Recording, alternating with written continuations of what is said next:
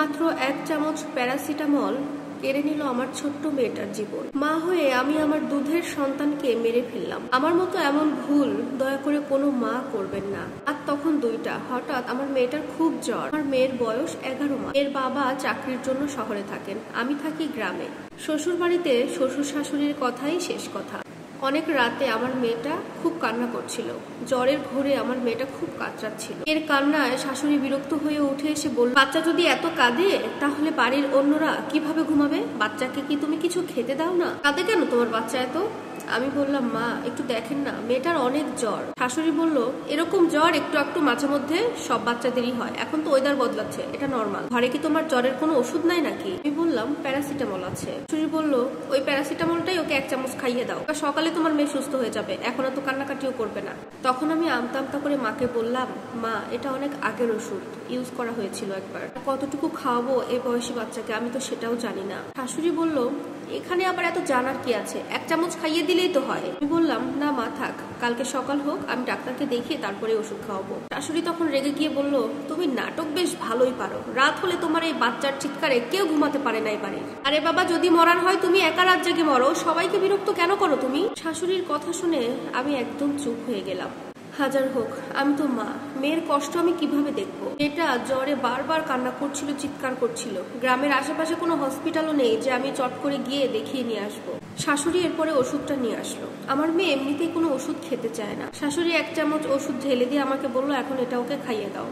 শাশুড়ি ওকে কাত করে মাথাটা ধরে মুখটা খুলে হা করায়। আমি মেয়েটার মুখে ওষুধটা ঢেলে দিই। ওষুধটা খাওয়ানোর সাথে সাথে আমার মেয়েটা আরো বেশি ছটপট করতে লাগলো, আরো কান্নাকাটি শুরু করে দিল। মেয়েটার চোখ উল্টায় ফেলছে প্রায়, ওর শ্বাস নিতে খুব কষ্ট হচ্ছে। খুব জোরে হাউমাউ করে চিৎকার করে কান্না করতে থাকি। আমার শাশুড়ি আমাকে বলে, কিচ্ছু হয়নি, অযথা চিৎকার করবে না।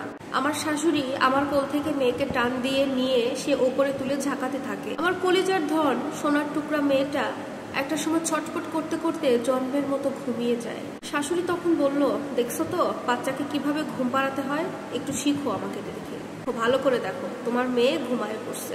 তখনও বুঝিনি। শাশুড়ির কথা শুনে মেয়েকে শোয়ানোর জন্য বিছানা রেডি করে শাশুড়ির কোল থেকে যখনই মেয়েকে আমার কোলে নিলাম, তখন খেয়াল করে দেখলাম আমার মেয়েটার তো নিঃশ্বাস চলছে না। তার সাথে আমি চিৎকার করে উঠি আল্লাহ গো বলে। চিৎকার শুনে বাসার সবাই আমার রুমে চলে আসে। আমি জোরে জোরে কান্না করে বলি, আমার মেয়েটা আর নিঃশ্বাস নিচ্ছে না, ওকে তাড়াতাড়ি হসপিটালে নিয়ে চলেন। শাশুড়ি বলছে, তুমি কি পাগল নাকি, আমি তো ওকে মাত্র ঘুম পাড়ালাম। তখন শাশুড়িকে আমি বলেই বললাম, আপনি তো খুব বিরক্ত হয়ে গিয়েছিলেন ওর কান্নাকাটিতে, তাই হয়তোবা জন্মের মতো শেষ ঘুমটা ওকে পাড়িয়েই দিলেন। আমি তখনই আমার মেয়েকে বুকে জড়িয়ে কান্না করে করে আমি আমার স্বামীকে ফোন দেই। স্বামীকে ফোন দেওয়াতে স্বামী বলে, এত রাতে কি নাটক শুরু করলা? কিছুক্ষণ আগেও তো শুনলাম ও কান্নাকাটি করতেছে, ফোন রাখো তো, সকালে ফোন দিও। আমার শ্বশুরকে পায়ে ধরে বললাম, বাবা প্লিজ একটা গাড়ি নিয়ে আসেন, ওকে নিয়ে হসপিটালে যেতে হবে। শ্বশুর বলে, এটা ভদ্রলোকের বাড়ি, মাঝরাতে এত জ্বালাতন করবা না, ঘরের ছেলের বউয়ের কথায় কখনো এই বাড়ি চলে না। এইদিকে আমার মেয়েটার গা হাত পা সমস্ত কিছু ঠান্ডা হতে থাকে। আমি মেয়েকে বুকের সাথে জড়িয়ে বারবার স্বামীকে কল দেই। হাজার হোক, সে তো বাবা, পরক্ষণেই তার কিছু মনে হওয়াতে আমাকে ফোনটা ব্যাক করে। ফোনটা ব্যাক করে আমি ওকে সমস্ত কিছু খুলে বলাতে ও বুঝতে পারে এবং ওর পরিচিত একজনকে বলে একটা গাড়ি পাঠিয়ে দেয়। প্রায় 40 মিনিট পরে একটা গাড়ি আসে। শ্বশুর শাশুড়ি সবাই আমাকে মেয়েকে নিয়ে যেতে বাধা দেয়, কিন্তু আমি কারোর কথা শুনি না। তাই আমার মেয়েকে বুকে চেপে গাড়িতে উঠি।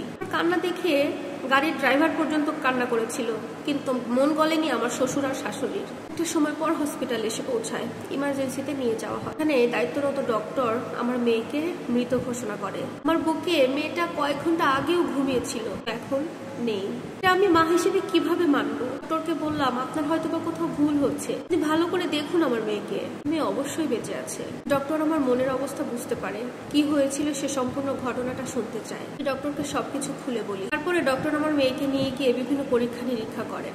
ততক্ষণে সকাল হয়ে যায়। আমার স্বামীও হসপিটালে চলে এসেছে। একটা সময় পর ডক্টর আমার কলিজার ধনকে নিয়ে আসে। আমি তখনও আশায় বুক বেঁধেছিলাম, হয়তোবা আমার মেয়েটা বেঁচে আছে, এই কথাটাই শুনতে পাবো। ডক্টর আমার মেয়েকে কোলে দিয়ে বলে, কান্না করার সময় প্যারাসিটামল খাওয়ানোর কারণে এই ওষুধটা মেয়েটার ফুসফুসে চলে গেছে। আধা চামচের পরিবর্তে এইটুকু বাচ্চাকে 11 মাস বয়সী বাচ্চাকে 1 চামচ প্যারাসিটামল খাওয়ানো হয়েছে। বাচ্চাটা তো হসপিটালে আসার আগেই মারা গেছে। আমি আমার মেয়ের শরীরটা শক্ত করে চেপে ধরে হসপিটালের মাটিতেই বসে লুটিয়ে পড়ি কান্নায়। তারপর আর কি হয়েছে আমার আর কিছুই মনে নেই। পাগলের মতো ছিলাম বেশ কয়েকটা দিন। মেয়েকে মাটি দেওয়া হয়। আমি মা হয়ে শেষবারের মতন আমার কলিজার ধন মেয়েটার মুখটা শেষ পর্যন্ত দেখতেও পারিনি। আমার শারীরিক অবস্থা খুবই খারাপ হয়ে যায়। এই কারণে সবাই আমাকে বাবার বাড়িতে পাঠিয়ে দেয়।